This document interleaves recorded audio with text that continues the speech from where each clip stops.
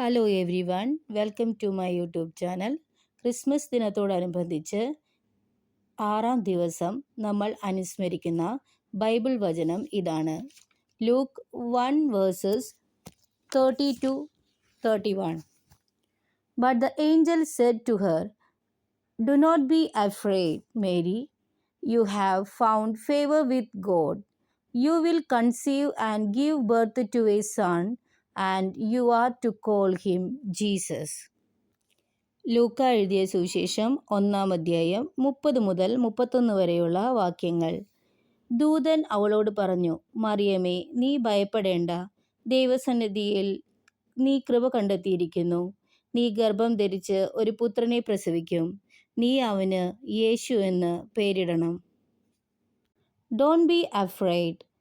God bring peace where fear tries to stay. നീ ഒന്നിനെ പറ്റിയും ആകുലരാകേണ്ട.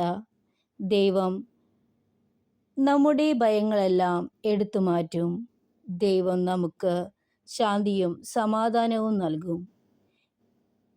ഇത്തരം സ്നേഹനിധിയായ നമ്മുടെ ദൈവത്തിൻ്റെ സ്നേഹത്തെയും ദൈവത്തിൻ്റെ കാരുണ്യത്തെ പറ്റിയും നമുക്ക് സ്മരിക്കാം.